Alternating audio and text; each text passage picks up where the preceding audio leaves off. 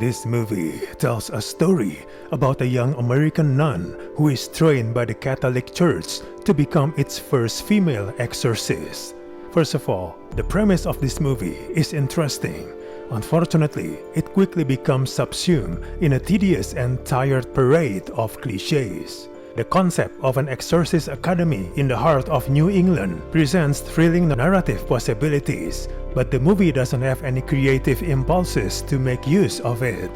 It doesn't do anything new with the genre and only copies the same scares we've seen dozens of times before. Exorcism sequences are routine. It's not really frightening, never mind gripping.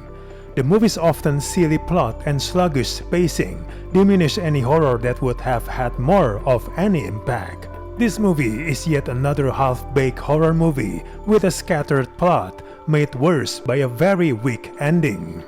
It's a dull effort that feels more like a TV pilot than a cinematic event.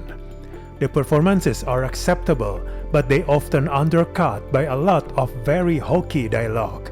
The movie doesn't know exactly where it wants to go, as sometimes it seems like it's starting a subplot and then just leaves it to dangle unresolved. Some characters and subplots are introduced and could have been intriguing additions, but nothing really happens with these characters and subplots, which ultimately go nowhere. The writing only gets so far with the main plot involving Natalie's demonic possession, and then the movie starts a subplot of Emilia, who is experiencing demonic possession too, repeating the exorcism process with an older character. This movie introduces the notion that science and faith could find a compatible middle ground, only to immediately eschew the idea in favor of cheap jump scares. The movie has very unrealistic portrayals of the lifestyles of Roman Catholic nuns and priests. It gets it wrong in these details, all indications of carelessness in the filmmaking.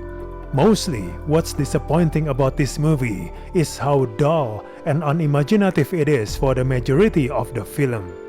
It squanders and fumbles many opportunities that shouldn't have been squandered and fumbled. The movie's big climactic scene is a huge letdown, considering how it could have ended in ways that are far superior to the movie's underwhelming and very predictable conclusion to the final showdown.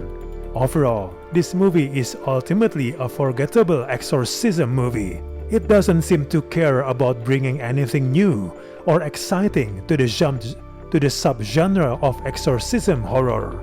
It's not really worth your time to watch this. We do not recommend this movie at all.